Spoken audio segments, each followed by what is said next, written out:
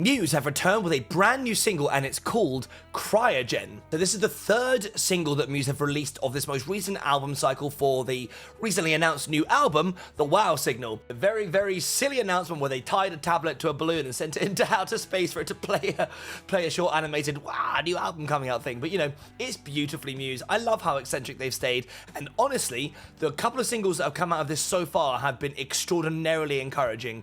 It was like, what, like almost like a full year ago now that Unraveling came out, and God, what a return to form that was. Matt out there with that like ridiculous 7-string guitar or whatever it was, just properly shredding some proper old school like heavy rock bordering on metal Musey stuff. His voice is still amazing, love that song.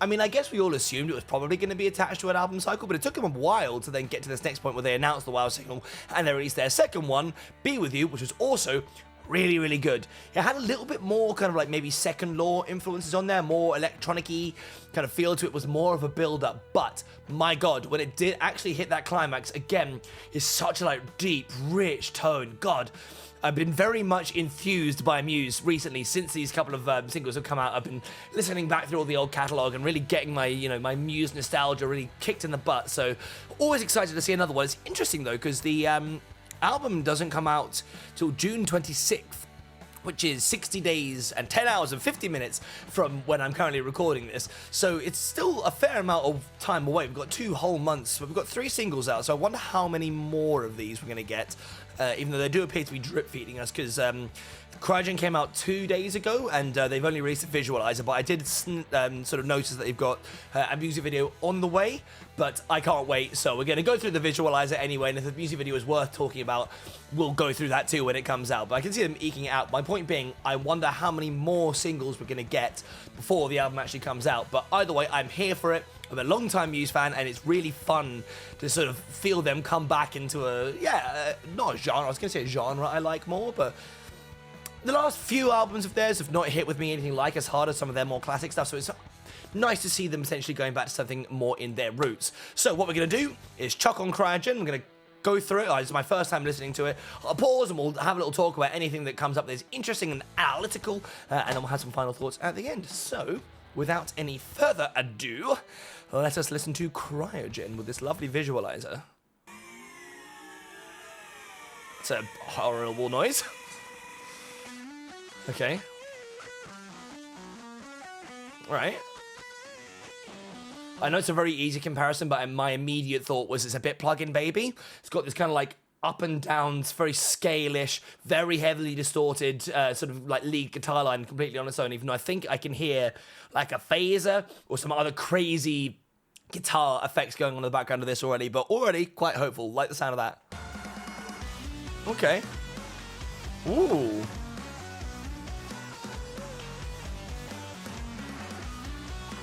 See, now this is making me feel almost, kind of Origins of Symmetry-ish. It's got way more kind of like stripped back sound. It sounds like, I don't know if it's the way that the drums are EQ'd or recorded or what it is, but everything's quite tinny in a good way. It's like intentionally kind of like got a bit of a closed sound. It's just the guitar really bringing in those like gritty mids, and then I guess the bass kind of measuring it, but it definitely feels like a garage rock song at the moment, which I'm here for. Again, feels like they're kind of going back to roots with their sort of tone and style at the moment.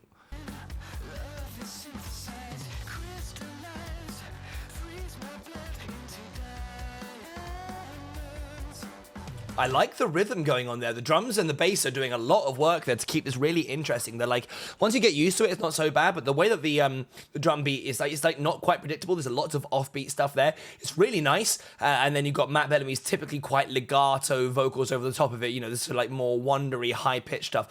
I'm liking this. It's got the same chaotic energy as some of their earlier stuff, but I can hear just a little bit of synth coming in there in the corner. You know, you can't keep Matt Bellamy away from his synths for too long. You'll start twitching.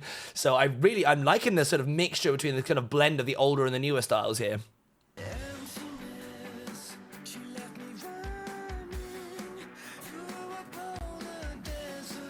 Those harmonies are tight as well. In fact, they might not even be harmonies. They are plausibly in effect.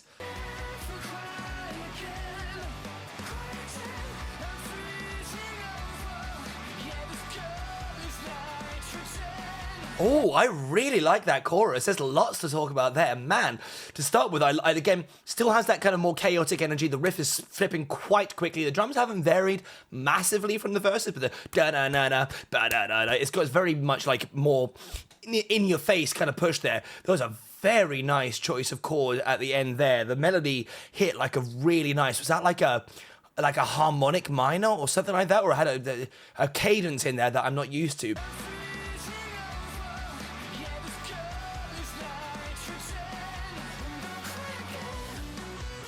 Yeah, I mean, those harmonies are super tight as well. I really like the way that they kind of like, they expand the whole voice without really taking over. Like I said, it's almost like it's just a vocal effect. I'm pretty sure it's not now. You can hear that the intonation is slightly different. They're singing is slightly different timing, but that's a good thing. The way that the guitar riff kind of like starts to weave its way in again, just about overlapping with his vocals on the way out of that chorus, again, is very reminiscent of Plug-in Baby, but I really like that song. I'll try to stop making comparisons now, but no, the chorus had a lot of urgency, fun chord structure choices, good like rhythm stuff. I'm here for this. This is great.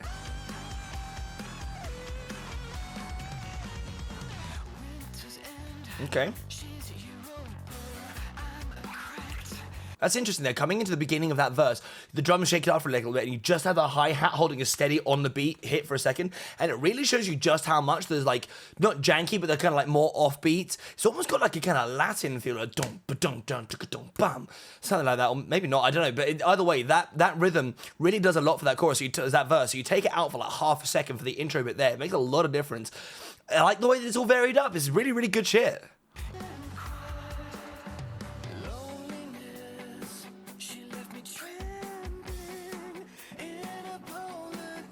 And again, actually, the guitar, I guess maybe because the guitar line is way more, at least for the verses and stuff like that, the intro is way more like riff heavy. So actually, they've left the guitar out of quite a lot of this, and now it's just doing an on the beat, kind of like palm muted section there, which again, kind of adds another interesting layer of rhythmic stuff to it. It's far more rhythmic than anything else, but it's kind of running a counter rhythm to the drums there. It's very clever. There's not loads of musical ideas in there, but they're being kind of layered very intelligently.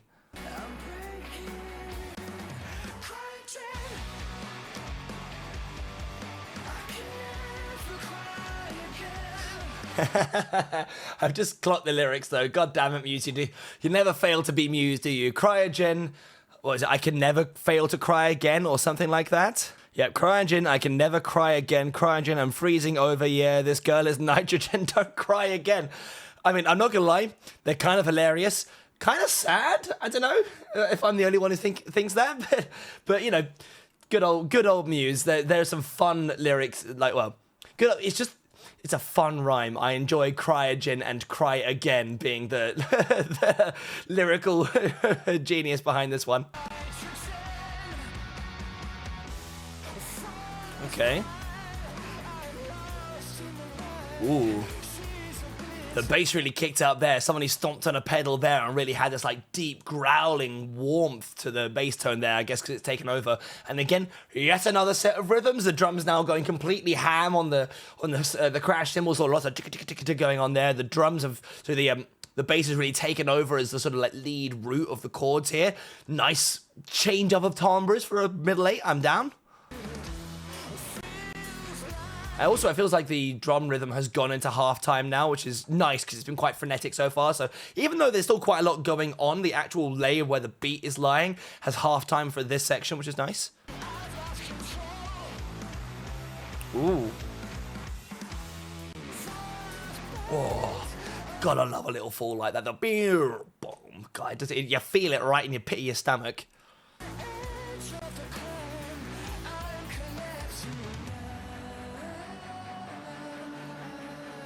That? That's got to be like synth strings in the background or something like that. It's got to be. I mean, don't get me wrong. I'm sure Matt Bellamy will operate it. That's built from a tablet built into the head of his guitar or something like that. But that does sound like a string section in the background there.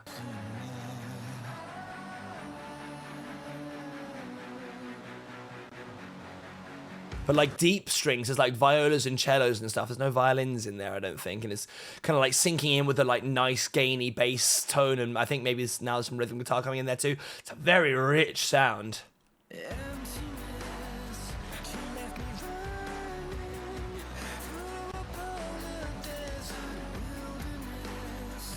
And they're really letting drums go wild for this section too. There's lots of really nice fills and little technical flourishes.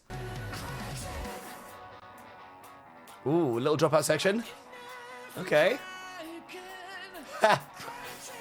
This is nice. Have like an entire pre-chorus that is the chorus, but with just the drums doing a very simple, like, you know, hi-hat hit, and the guitar being stripped back into a very much like one not too heavy effects laden part. And I'm assuming that it's gonna kick the fuck in a second.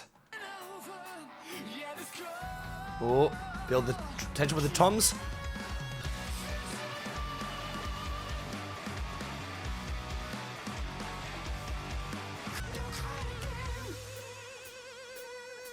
Interesting.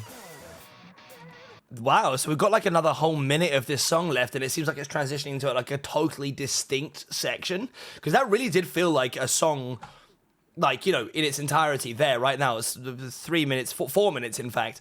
I wonder if it's going to tie back, or whether or not we're going to get like a totally distinct section that doesn't call back. We'll see, I guess. Oh, the hype is building. When will the beat drop?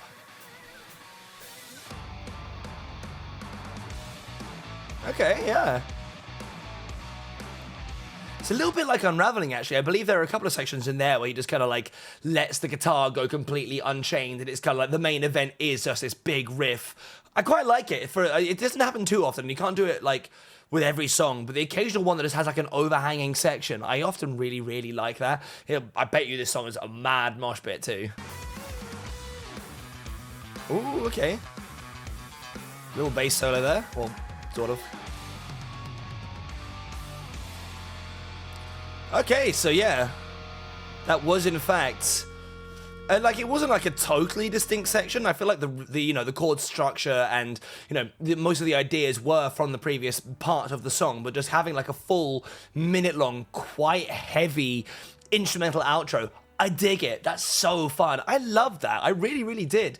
I wasn't like, every time Muse released a new single, I'm always like, please be good, because sometimes they're not. But they've been 3 for 3 so far. I think I'm gonna have to think long and hard about which ones I like more out of this, because I don't think this is gonna hit Unraveling levels. I really liked Unraveling, but I could definitely find myself getting more. It's just got a bit more pace to it than Be With You. My girlfriend loves Be With You, but I think she prefers the slightly slower stuff. Well, I think that call back to the sort of like more rocky, metal-y days of the early Muse.